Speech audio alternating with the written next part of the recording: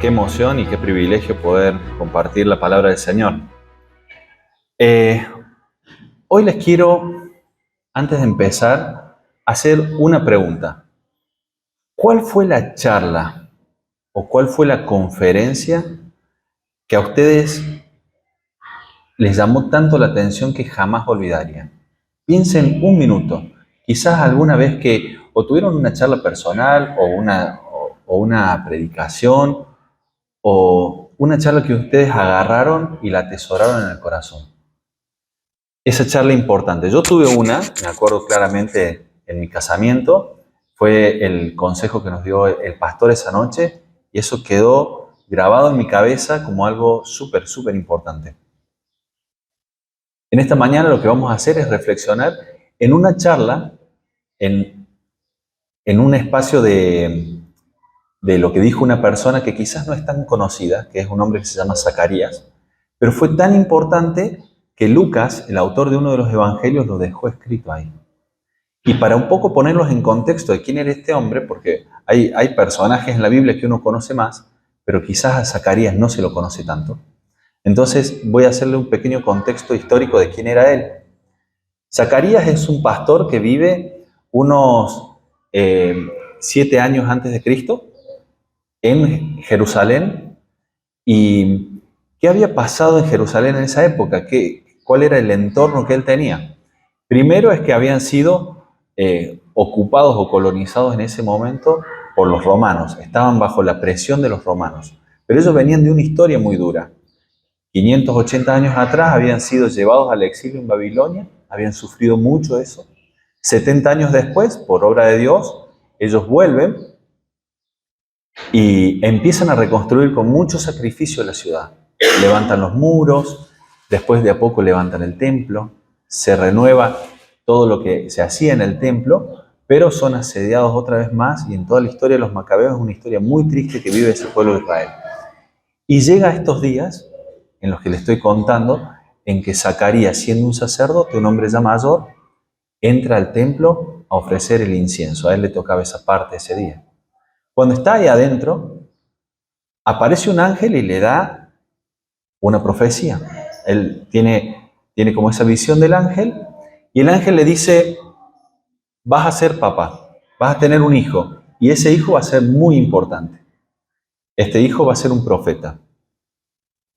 Entonces él le dice, todo bien ángel, pero yo soy mayor, soy un hombre grande, mi señor está.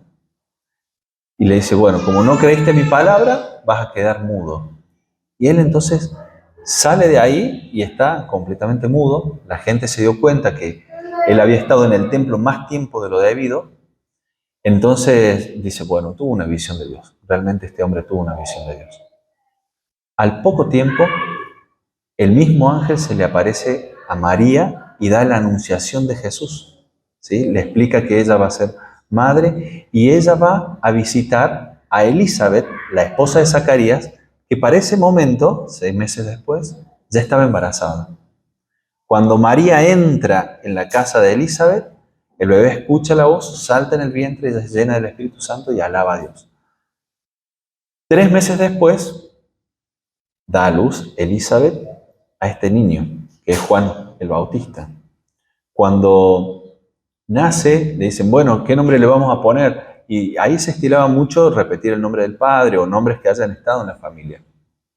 Pero Elizabeth dice, no, se va a llamar Juan.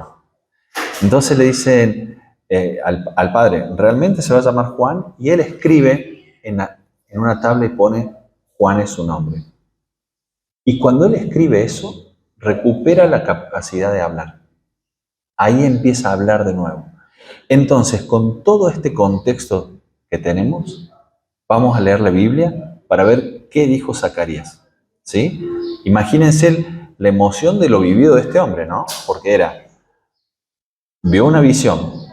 Meses después llega María a su casa, que había visto algo muy parecido. Está con toda esa emoción y cuando escribe puede hablar y va a decir estas palabras que hoy vamos a leer. Los invito a que busquen en Lucas capítulo 1, versículo 67. Yo voy a leer en la nueva versión internacional, en la NBI. Ustedes pueden leer en la que tengan, en la versión que tengan, y vamos a ir sacando las riquezas que tiene este pasaje. Me gustaría que oremos por esta porción de la palabra del Señor para que nos hable.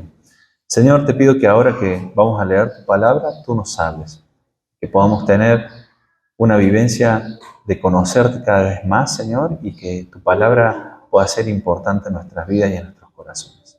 En el nombre de Jesús, amén. Entonces su padre Zacarías, lleno del Espíritu Santo, profetizó: Bendito sea el Señor, Dios de Israel, porque ha venido a redimir a su pueblo. Nos envió un poderoso Salvador en la casa de David su siervo, como lo prometió en el pasado por medio de sus santos profetas, para librarnos de nuestros enemigos y del poder de todos los que nos aborrecen, para mostrar misericordia a nuestros padres al acordarse de su santo pacto. Así lo juró a Abraham nuestro padre. Nos concedió que fuéramos libres del temor al rescatarnos del poder de nuestros enemigos, para que le sirviéramos con santidad y justicia, viviendo en su presencia todos nuestros días. Y tú, hijito mío, serás llamado profeta del Altísimo, porque irás delante del Señor para prepararle el camino. Darás a conocer a su pueblo la salvación mediante el perdón de sus pecados. Gracias a la entrañable misericordia de nuestro Dios, así nos visitará desde el cielo el sol naciente, para dar luz a los que viven en tinieblas, en la más terrible oscuridad, para guiar nuestros pasos por la senda de la paz. El niño crecía y se fortalecía en espíritu y vivió en el desierto hasta el día en que se presentó públicamente al pueblo de Israel. Hasta ahí es la lectura. De este pasaje creo que podemos dividirlo en dos segmentos bastante prácticos o más sencillos para poderlo estudiar. La primera parte vemos que es una alabanza a Dios que da dos menciones importantes. Uno es que hace la mención al rey David y otra es que hace mención a Abraham en ese periodo de alabanza. Y la segunda parte es la profecía que le da directamente a su hijo, a Juan, y tiene dos puntos importantes: que va a ser un gran profeta y que iba a abrir el camino al Señor. Entonces volvemos a ver en Lucas capítulo 1, 68, cómo empieza esa alabanza. Y dice: Bendito sea el Señor, Dios de Israel, porque ha venido a redimir a su pueblo. Nos envió un poderoso Salvador en la casa de David su siervo. Esta porción de la Biblia, después de que se escribió la Vulgata Latina, que fue una de las primeras traducciones, se le llamó Benedictus, ¿sí? Porque empieza con esa palabra, con bendito. Y esta frase es como cuando nosotros oramos, vieron que nosotros empezamos, Señor Jesús, te damos gracias, y cuando terminamos, decimos en el nombre de Jesús, amén. Es como que cierra ese capítulo.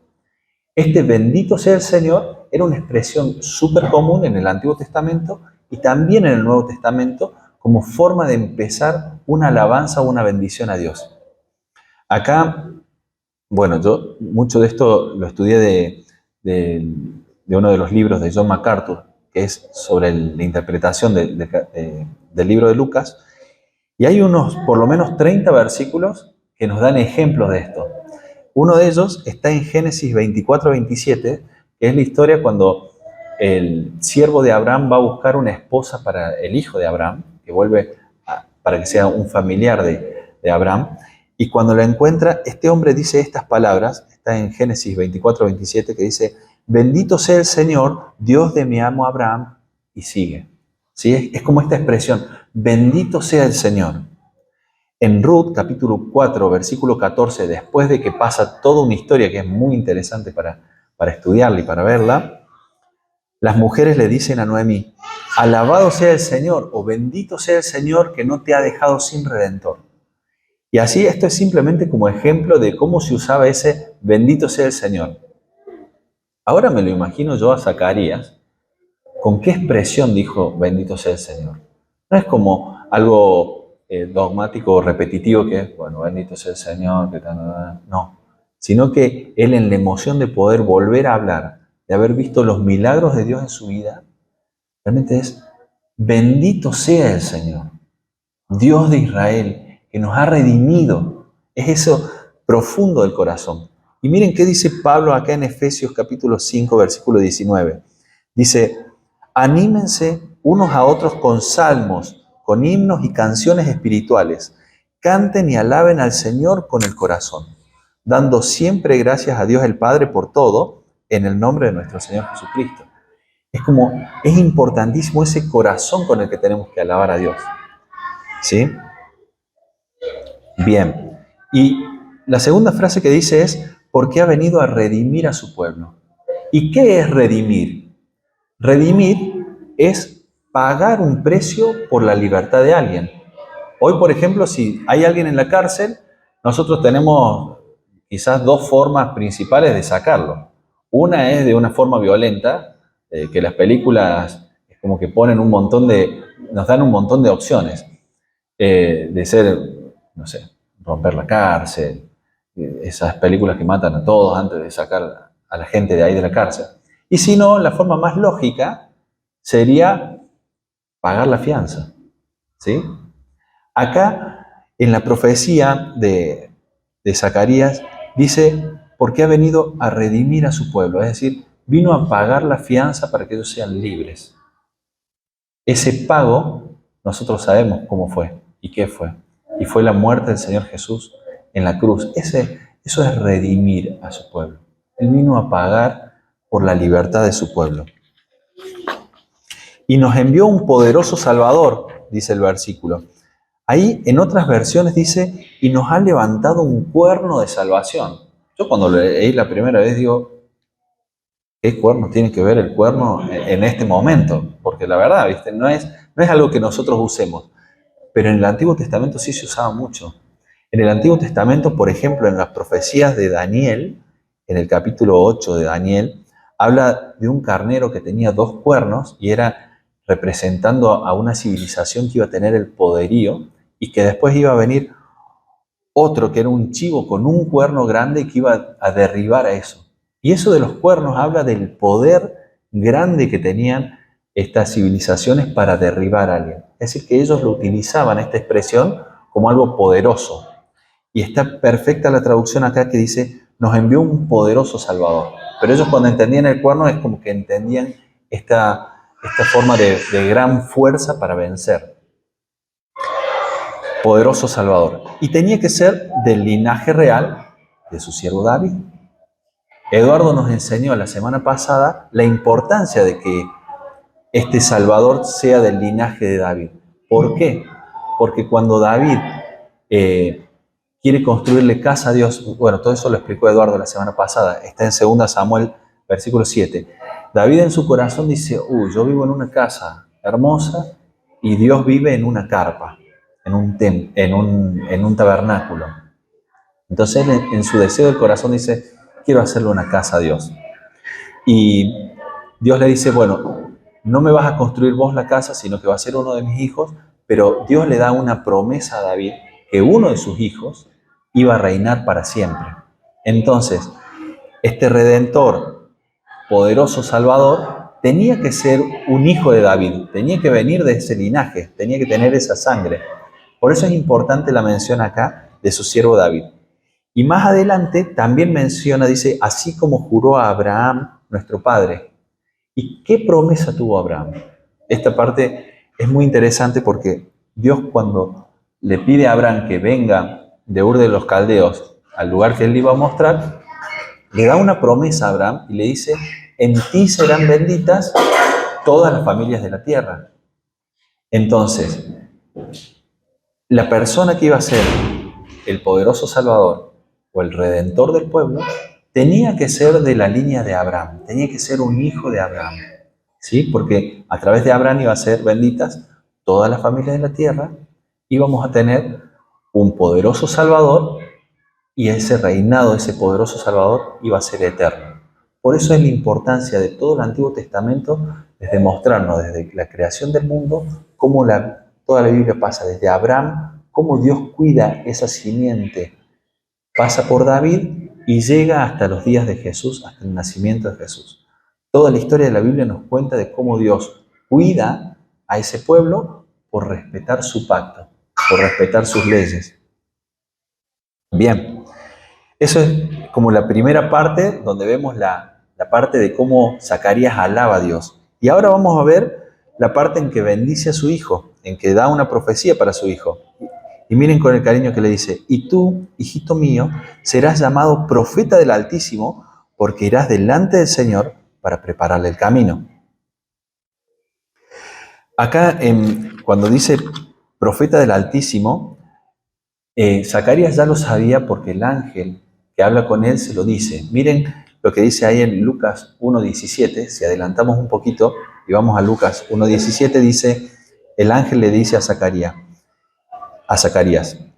él irá delante del Señor en el espíritu y el poder de Elías para hacer volver los corazones de los padres a los hijos y a los desobedientes a la actitud de los justos, a fin de preparar para el Señor un pueblo bien dispuesto.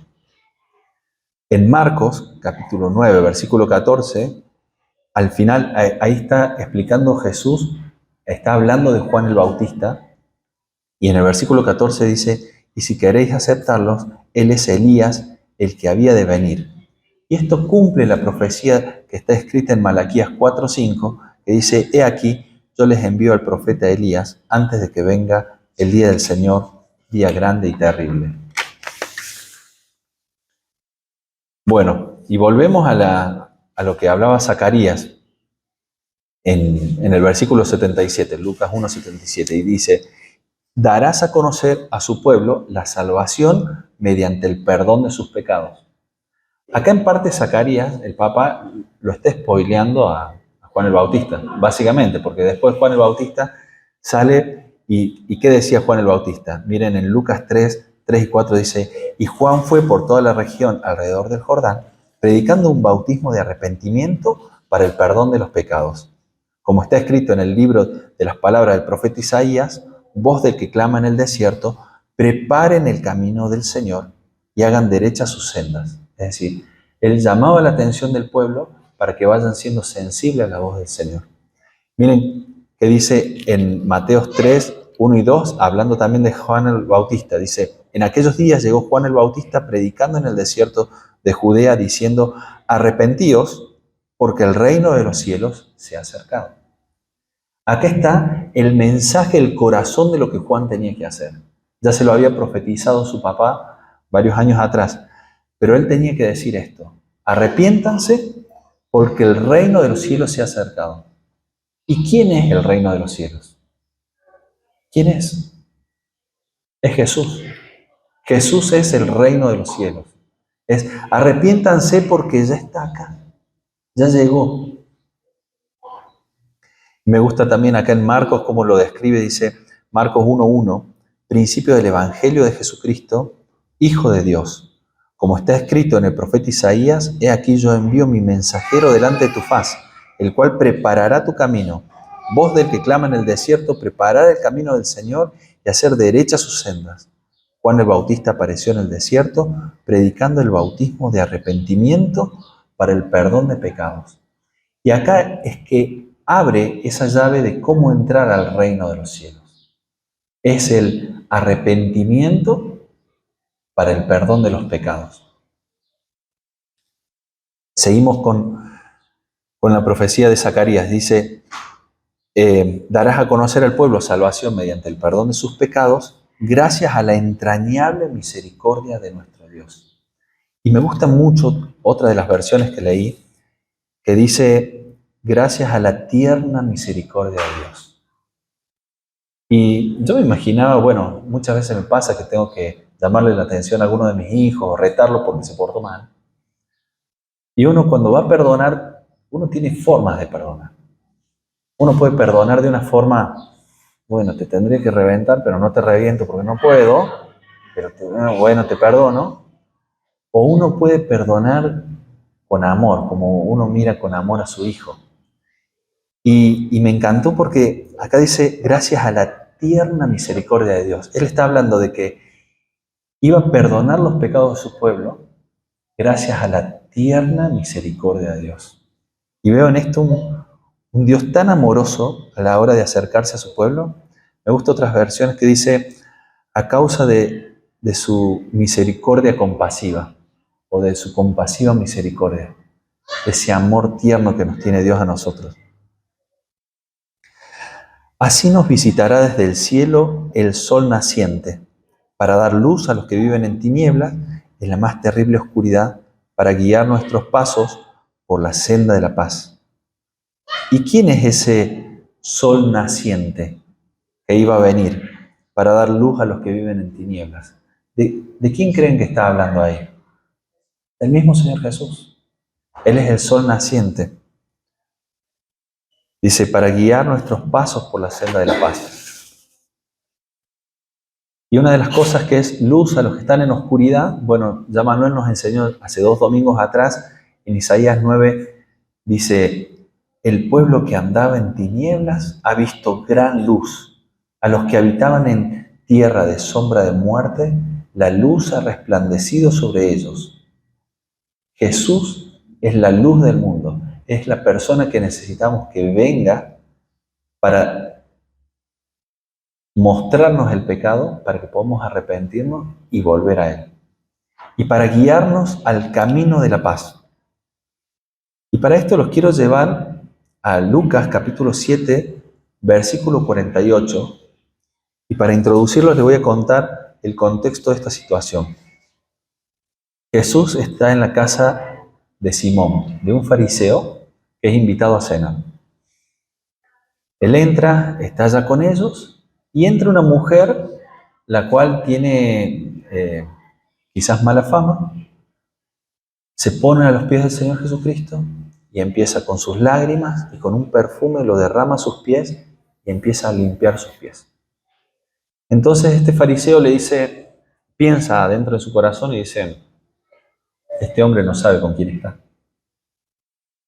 Entonces Jesús le dice, a ver Simón, ¿cómo juzgas esta situación? Si alguien me debe 500 denarios y otra persona me debe 50 denarios, era como la moneda que se usaba en esa época, y yo perdono a esas 2 personas, ¿quién me va a amar más?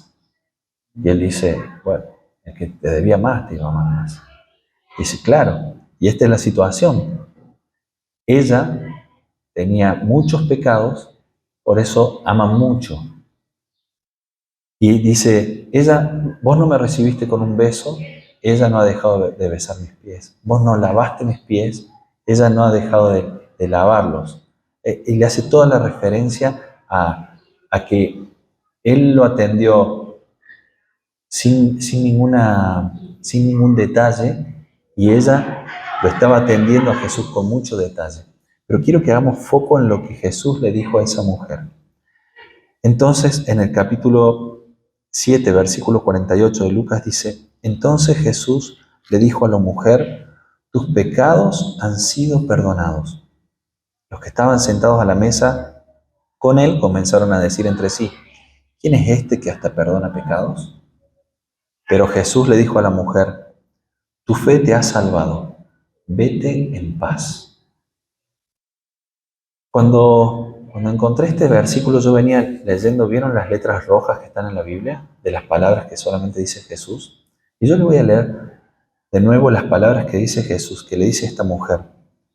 Tus pecados han sido perdonados, tu fe te ha salvado, vete en paz. Y eso es lo que vino a hacer Jesús en nuestras vidas.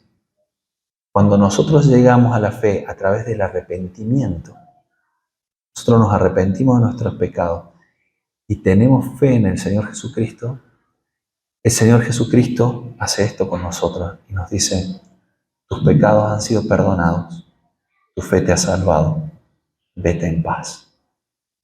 Ese es el camino de la paz que tenía que llevarnos Jesús, al camino de paz. Y no es a un camino donde no hay problemas o dificultades, sino que a pesar de nuestros problemas y de nuestras dificultades, podemos caminar en paz con Dios. Y dice el Señor que la paz de Dios que sobrepasa todo entendimiento llena nuestros corazones y nuestros pensamientos en Cristo Jesús. Y el último versículo de este capítulo dice, el niño crecía y se fortalecía en espíritu Y así como Juan crecía y se fortalecía en espíritu, cada uno de nosotros tenemos que crecer y fortalecernos en el Espíritu Santo. Ahí en 2 de Pedro 3:18 dice, más bien crezcan en la gracia y en el conocimiento de nuestro Señor y Salvador Jesucristo. A Él sea la gloria ahora y para siempre. Amén. Crezcan en la gracia y en el conocimiento de nuestro Señor y Salvador Jesucristo. Es 2 de Pedro 3:18. Entonces, como conclusión, como ya como cierre, Zacarías pudo hablar lleno del Espíritu Santo. ¿Qué es lo primero que hace? Alaba al Señor. Alaba al Señor y se acuerda de sus promesas, de la promesa que le hizo a David y de la promesa que le hizo a Abraham. Recuerda los pactos de Dios. Y segundo, ¿qué hace? Muestra el Evangelio. Arrepentimiento para el perdón de los pecados, para que tengamos luz en la oscuridad y para que podamos caminar por el camino de la paz. Y para que podamos ponerlo en práctica, ¿cuál sería tu mejor discurso? Si te toca dar un consejo a una persona, o vas a tener una charla con alguien, o te toca predicar, ¿vas a usar estos consejos que da Zacarías hoy?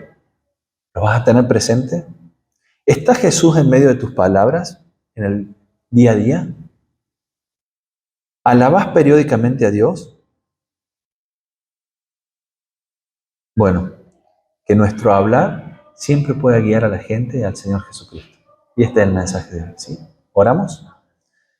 Señor, te damos gracias por esta mañana en que podemos abrir tu palabra y escuchar tu voz, Señor. Y te pedimos, Señor, que esto quede en nuestros corazones, marcado, anclado, que podamos, Señor, como Zacarías, alabar y adorar tu nombre de corazón, con un corazón genuino, con un corazón amante, Señor, con un corazón que te ama profundamente. Que podamos recordar siempre tus palabras, Señor. Que podamos recordar tus promesas. Señor, y que tu evangelio siempre esté en nuestra boca para hablar a otros del arrepentimiento, del perdón de pecados, pero también de la luz de Cristo y del camino de paz que es vivir con vos, Señor. Te agradecemos, te bendecimos en esta mañana y te adoramos. En el nombre de Jesús, amén.